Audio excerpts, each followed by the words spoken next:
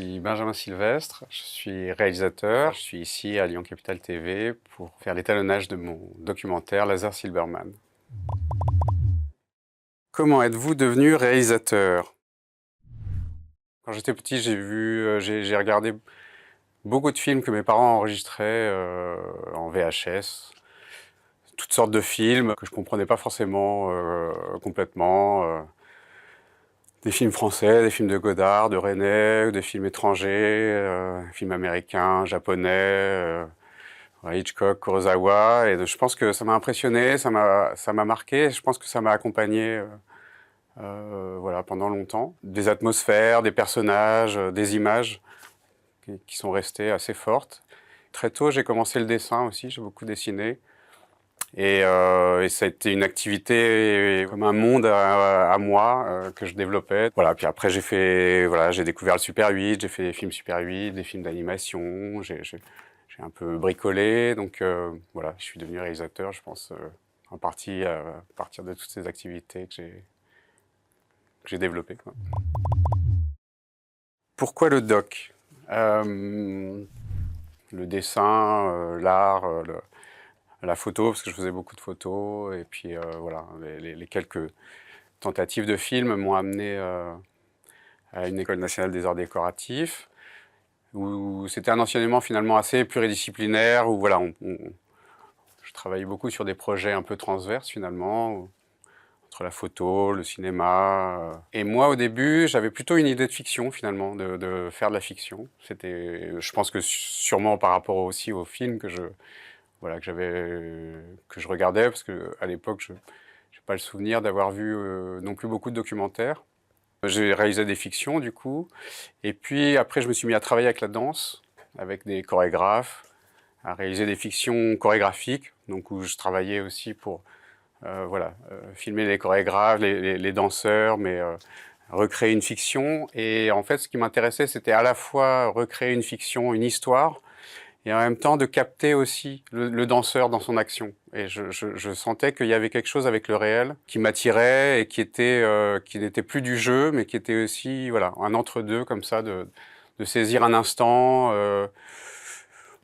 une part de vérité, entre guillemets.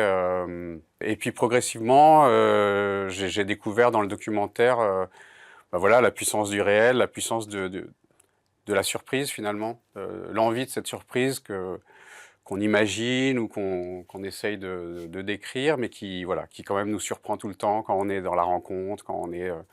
et cette aventure de la rencontre m'a beaucoup apporté. Et puis, je retrouvais aussi, quelque part, plus côté de fabrication aussi, d'une petite équipe, voilà.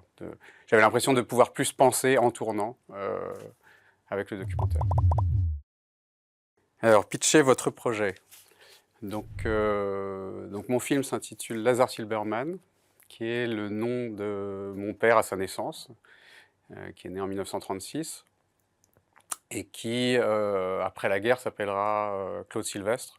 C'est cette base de départ de cette histoire de mon père qui a été enfant juif caché pendant la guerre, qui a changé de nom aussi voilà, pendant la guerre, et de ses parents qui ont été... où tous les trois ont été séparés. Mon grand-père était prisonnier de guerre dans un stalag, et ma grand-mère a été avec mon père, puis elle est rentrée dans la résistance, et c'est elle qui a changé de nom, voilà, de Silberman à Sylvestre.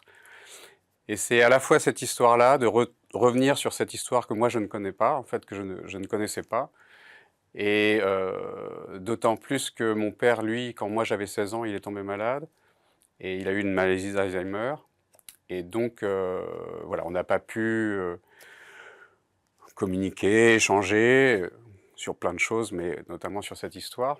Et donc ce film, c'est une quête personnelle et un peu un ultime échange avec mon père sur cette mémoire perdue et le cheminement que j'entreprends voilà, pour retrouver cette histoire. Ouais, un coup de cœur, on va dire.